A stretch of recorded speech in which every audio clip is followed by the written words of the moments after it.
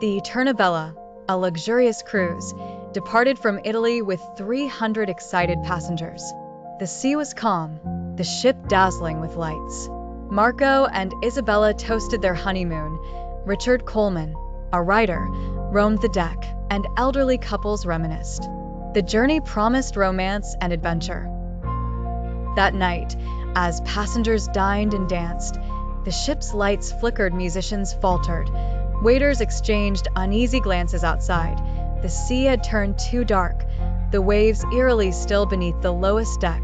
Something stirred in the empty storage room, something that had been asleep for too long. The next evening, Maria, a travel blogger, disappeared.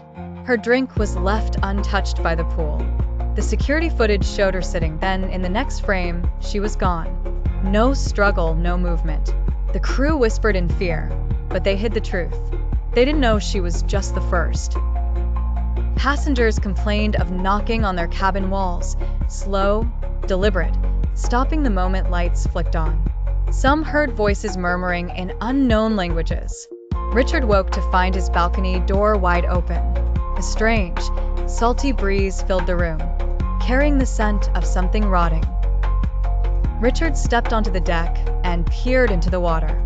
A shadow, massive and shifting, moved against the current, circling the ship. Its shape was impossible to define. He blinked and it was gone. But deep inside, he knew something was watching them. The ship wasn't alone. By morning, 2 more passengers were missing. Their cabins were untouched, their belongings left behind. Panic spread. The captain assured everyone it was under control, but whispers ran through the ship. Some swore they saw the missing passengers standing in the halls, watching, grinning. That night, Marco froze as he saw Maria at the end of a hallway. Her skin was pale, her eyes hollow. "Maria," he called. She turned, her movements wrong, like a puppet with tangled strings. Her lips parted, but no sound came. Then, in the blink of an eye, she was gone. Richard broke into the captain's quarters, desperate for answers. He found old records of another ship, the Eternabella, that had vanished in 1932. Same route, same fate. His hands trembled as he found a faded photograph of the passengers. Among them were the same people who had disappeared.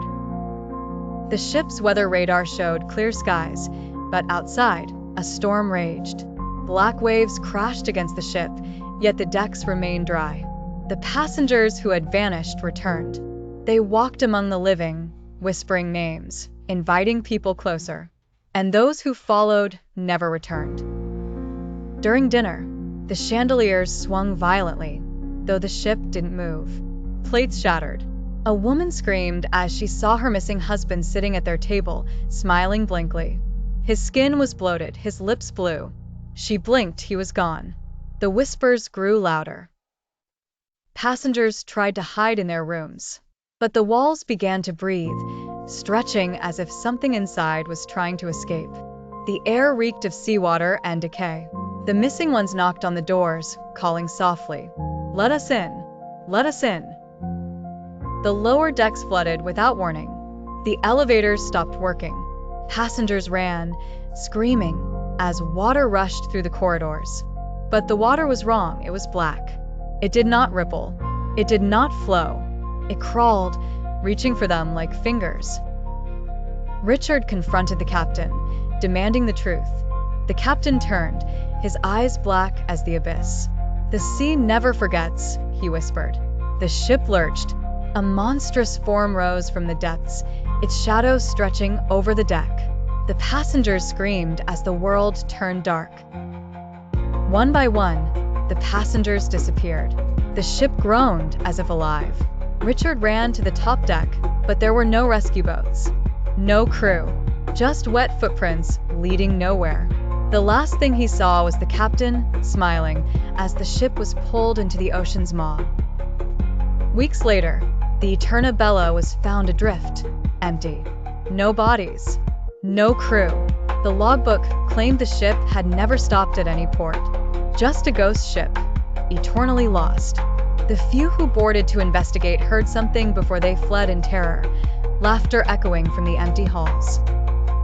Some nights, sailors claim they see it, a glowing cruise ship in the distance, music playing, passengers dancing.